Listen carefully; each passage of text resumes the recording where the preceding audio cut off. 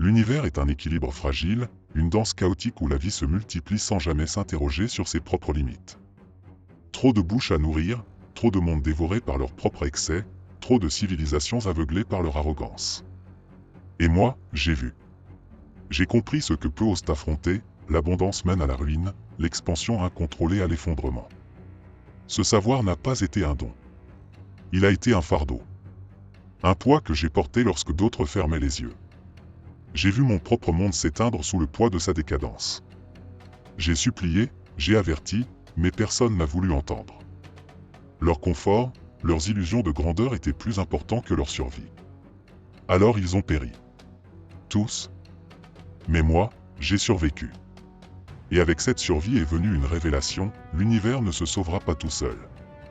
Il faut un esprit assez fort pour faire ce que les faibles refusent. Il faut une main capable d'imposer l'équilibre, une volonté assez inébranlable pour ne pas plier sous le poids du savoir. Ce fardeau, je l'ai accepté. J'ai fait ce qu'aucun être n'a jamais osé faire, j'ai tranché dans le chaos, j'ai ramené l'ordre là où il n'y avait que destruction. On m'a traité de tyran, de monstre, d'assassin. Mais ceux qui m'accusent ne comprennent pas la nature même de la réalité. Ils ne voient que la douleur immédiate, jamais le salut à long terme. Ce n'est pas le pouvoir que je recherche, ni la domination. C'est l'équilibre. L'ordre absolu. Car au final, seule une vérité demeure, l'univers a besoin d'un guide, d'un être prêt à porter le poids de décisions que personne d'autre n'ose prendre. Et moi, je suis prêt. Regardez les civilisations qui s'élèvent, majestueuses et puissantes, bâtissant des empires à coups de conquête et de domination. Elles se croient éternelles, invincibles, indestructibles. Mais moi, Thanos, je connais la vérité. La grandeur n'est qu'un mirage, et toute civilisation porte en elle les germes de sa propre destruction. L'histoire n'est qu'une suite de cycles. Des peuples naissent, se battent, grandissent, imposent leur ordre, puis finissent par s'effondrer sous leur propre poids. L'abondance les rend faibles, le confort les ramollit, et la peur du chaos les pousse à se réfugier dans des illusions. Les Romains pensaient que leur empire durerait 1000 ans, mais ils ont laissé la décadence ronger leurs forces. Le pain et les jeux ont remplacé la discipline et l'honneur, et lorsque les barbares ont frappé à leurs portes, ils n'avaient plus la volonté de se défendre. Regardez aujourd'hui. Regardez ces sociétés modernes, engluées dans leur propre suffisance. Elles rejettent la douleur, fuient l'effort, se vautrent dans un luxe qui les rend aveugles. Elles croient que leur technologie, leur argent, leur puissance militaire les protègent. Mais la vérité est simple, elles sont devenues trop nombreuses, trop complexes, trop fragiles. Les hommes ne se battent plus pour survivre, ils consomment pour oublier leur vie d'intérieur. Et quand une société cesse de se battre, elle signe son arrêt de mort. J'ai vu cette faiblesse de mes propres yeux. J'ai observé des mondes s'écrouler sous leur propre fardeau. Des civilisations devenues si grandes qu'elles en ont oublié pourquoi elles existaient. Elles n'avaient plus de but, plus d'objectif. Elles ont cru que la prospérité était une fin en soi, alors qu'elle n'est qu'une illusion passagère. Quand l'équilibre est rompu, l'univers se charge de rétablir l'ordre. C'est une loi immuable. Les faibles sont condamnés à disparaître. Non pas par cruauté, mais par nécessité. La vie ne progresse que par le conflit, l'effort, la sélection naturelle. L'univers ne récompense pas ceux qui stagnent. Il les efface. Ainsi fonctionnent les étoiles, ainsi fonctionnent les empires. Mais les hommes refusent d'accepter cette vérité. Ils se bercent d'idéaux de paix perpétuelle, d'égalité parfaite, d'un monde où tout le monde aurait droit à tout, sans jamais rien donner en retour. Ce fantasme est un poison, une faiblesse que l'histoire punira comme elle l'a toujours fait. Je ne suis ni un tyran, ni un monstre. Je suis le seul à voir l'inévitable, le seul à comprendre que sans destruction, il ne peut y avoir de renouveau. L'univers ne peut pas prospérer sans équilibre, et cet équilibre ne s'obtient pas dans l'excès, mais dans la réduction. Seuls ceux qui acceptent cette réalité peuvent espérer survivre à l'effondrement qui approche. Les civilisations naissent dans la force et meurent dans la décadence. Et celles qui refusent de se préparer à leur chute ne méritent pas d'être sauvées. Tout être vivant cherche à éviter la souffrance. Il fuit l'effort, esquive la douleur, rejette le sacrifice. Mais moi, Thanos, je connais la vérité. Rien de grand ne se construit sans douleur. Rien de durable ne survit sans sacrifice. Regardez l'histoire des grands conquérants, des bâtisseurs, des empires. Chaque avancée, Chaque triomphe, chaque évolution a nécessité un prix. L'ascension d'un peuple exige la chute d'un autre. La prospérité d'une génération repose sur les sacrifices de celles qui l'ont précédée. Ceux qui refusent ce principe s'exposent à une fin inévitable, la stagnation, puis l'effondrement. Les hommes aiment parler de justice, d'équilibre, d'un monde où tout le monde pourrait vivre en harmonie sans jamais rien perdre. Une illusion naïve. L'univers ne fonctionne pas ainsi. L'abondance absolue conduit à la faiblesse, la surpopulation à l'épuisement des ressources, la paix prolongée à l'oubli de la discipline. Sans un mécanisme de régulation, le chaos devient la seule issue possible. J'ai vu des mondes sombrer parce qu'ils ont refusé cette vérité. Des civilisations autrefois puissantes, consumées par leur propre succès, incapables de faire les choix difficiles. Elles ont attendu, espérant que tout s'arrange de lui-même. Mais l'univers ne fonctionne pas sur l'attente. L'univers agit. Et ceux qui refusent de prendre des décisions difficiles sont condamnés à subir celles que d'autres feront à leur place. C'est pourquoi j'ai pris le fardeau du choix. Pourquoi j'ai regardé l'univers tel qu'il est, et non tel qu'on voudrait qu'il soit. J'ai compris que pour restaurer l'équilibre, il fallait faire un pas que personne n'osait faire. Un pas vers le sacrifice, non par cruauté, mais par nécessité. Le sacrifice n'est pas une tragédie. Il est un acte d'amour. L'amour de ce qui doit survivre, au détriment de ce qui ne peut plus avancer. L'amour de l'ordre face au chaos grandissant. Regardez les guerriers d'autrefois, ceux qui ont forgé l'histoire.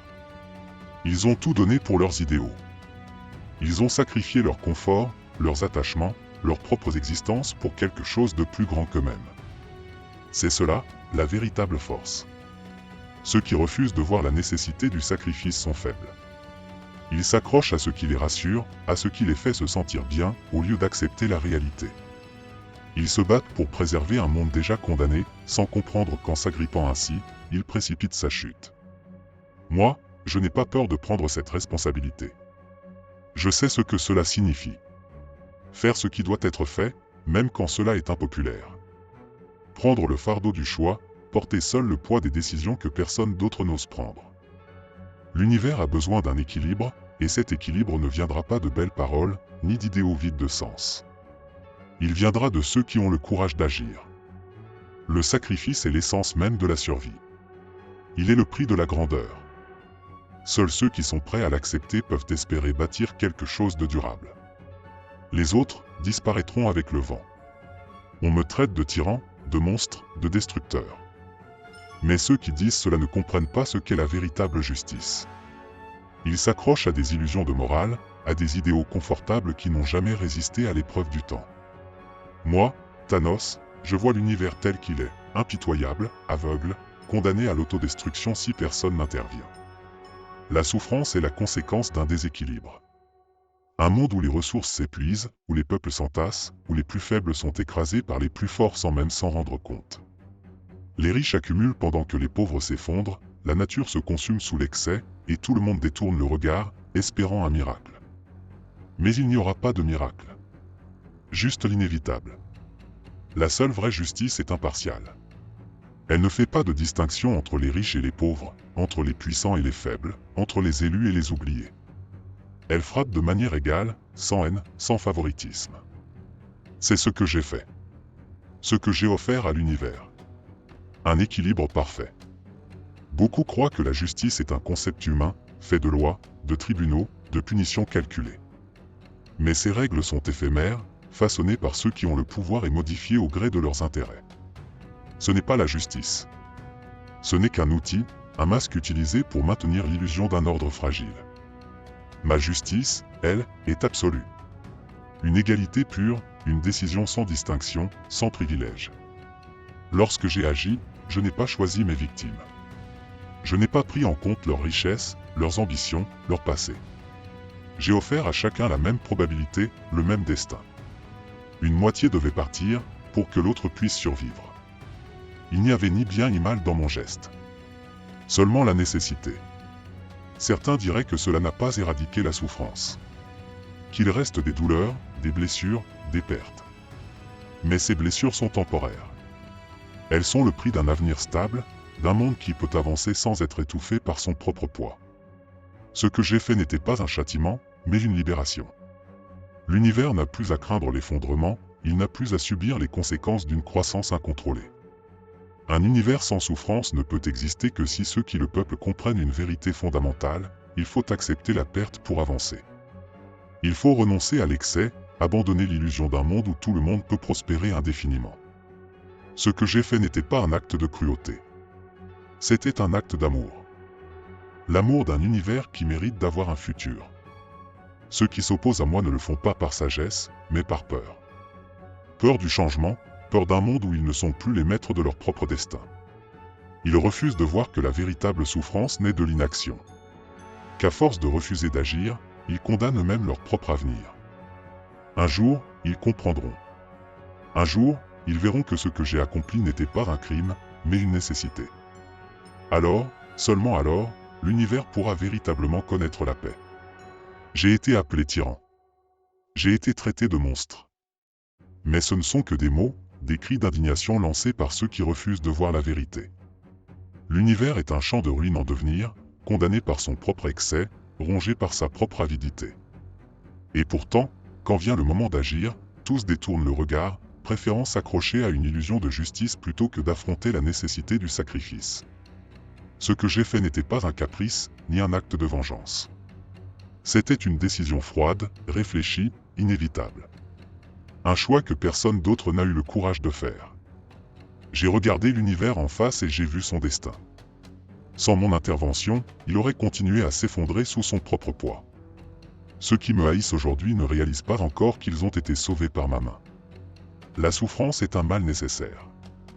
L'ordre naît du chaos, la prospérité de la perte. C'est ainsi que l'équilibre se maintient, que la vie peut perdurer sans se consumer. J'ai choisi d'être celui qui porte ce fardeau, non par plaisir, mais parce que personne d'autre ne le pouvait. L'univers avait besoin d'un guide, d'une main ferme pour le conduire hors du précipice. Beaucoup ont cru que me vaincre serait la fin de mon héritage. Qu'ils pourraient effacer mon acte et revenir à leur monde d'illusions. Mais l'histoire ne s'efface pas si facilement. Ce que j'ai accompli restera gravé à jamais, une vérité que même mes détracteurs ne pourront ignorer éternellement. Un jour, ils comprendront. Un jour, ils verront que je n'étais pas un destructeur, mais un architecte. Que mon geste n'était pas dicté par la haine, mais par l'amour. Un amour froid, impitoyable, mais sincère. Car au final, il ne s'agissait jamais de moi. Il s'agissait de l'univers. De son avenir. De son équilibre. Et cela, personne ne pourra jamais le changer.